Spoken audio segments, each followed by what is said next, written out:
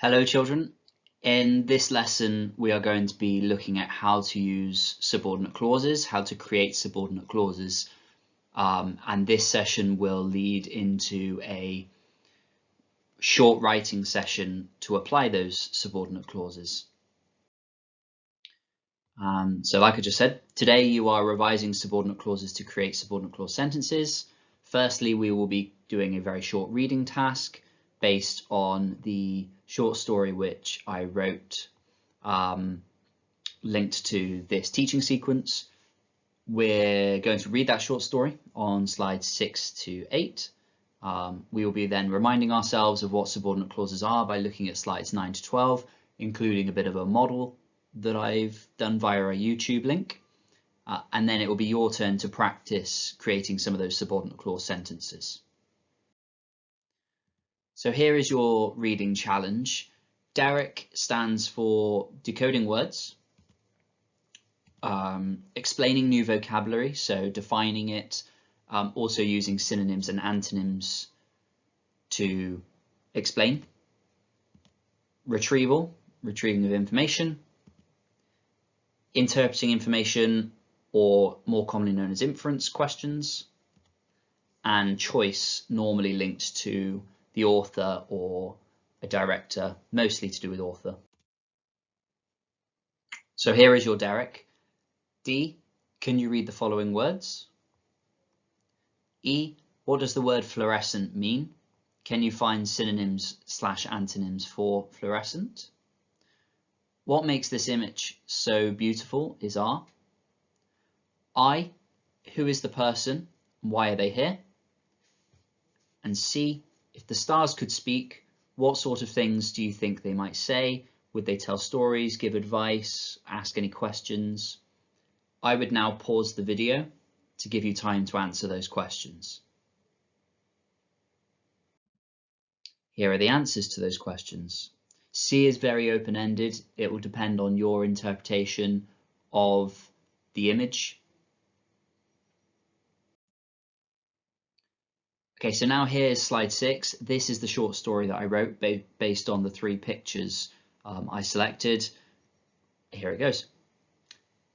Every evening, when the blazing sun reached its daily destination, the daring explorer would ascend to the skyline of the city. Alex was searching for something that would certainly make him famous. However, it was more than that.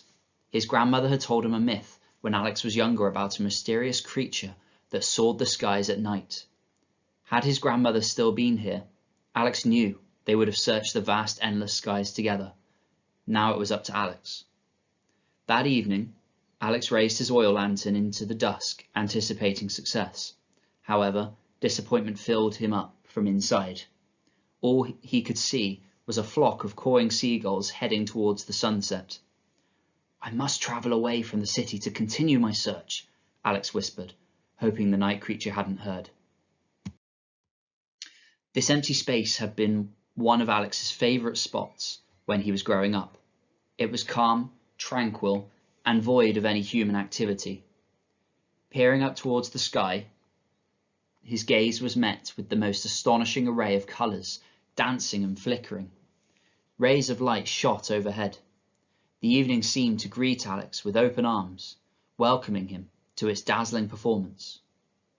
Although this had been a regular sighting for Alex, it never ceased to amaze him.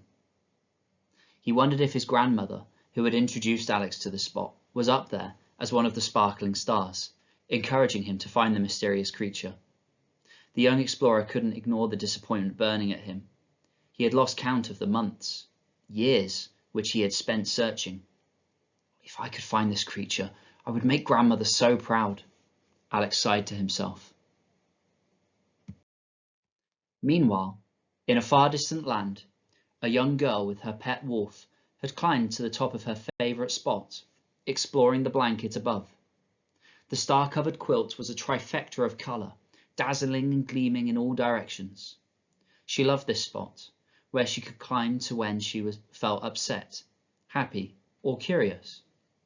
Sometimes, when the young girl spent time with the stars, she would spot the most unbelievable thing soaring through the sky.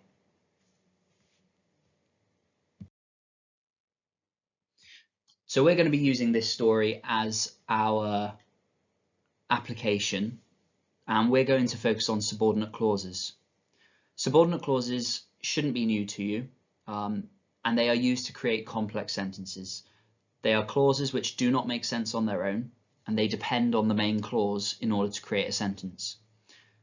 They must have subordinating conjunctions to introduce or link the clause. So here is an example below. Although this had been a regular sighting for Alex, it never ceased to amaze him.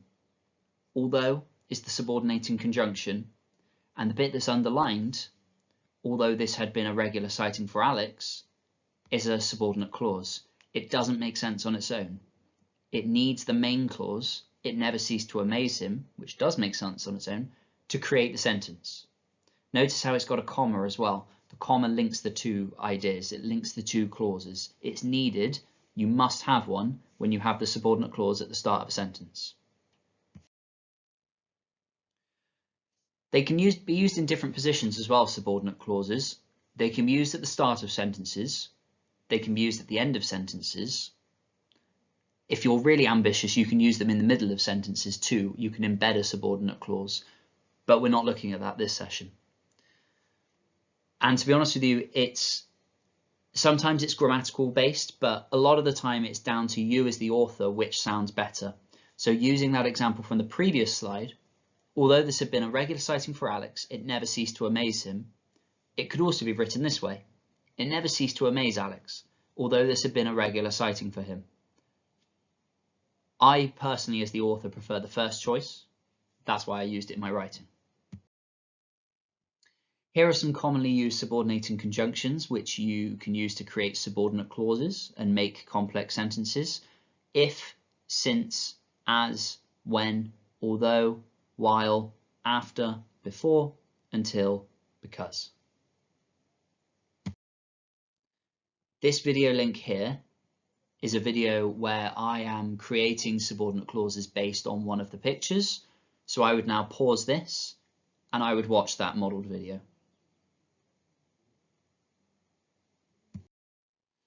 Okay, so now it's your turn. After watching the model and reading the story and revising what subordinate clauses are, your task is to create subordinate clause sentences based on one of the pictures below. This will help you to retell part of the whale story in the next session. I want you to try and create at least 5 sentences using different subordinate clauses. Try to use subordinate clauses in different positions. So play around with the structures.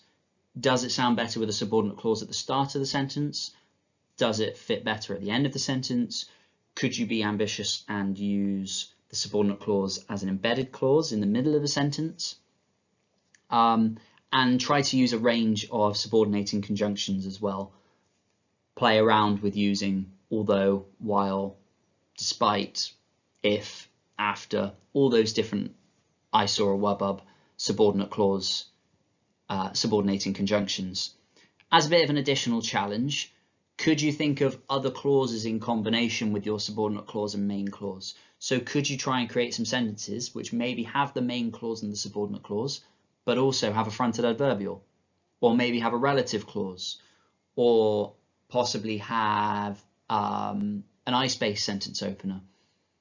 That's there as an additional challenge for you. Here are some ideas that you could write your sentences based on. So if you're going for the first picture, you might want to describe the lantern, the boy, the sky, the buildings below, what he's searching for. In any of the pictures, you could think about the beautiful scenery. In the third picture, you could think about the whale in the sky.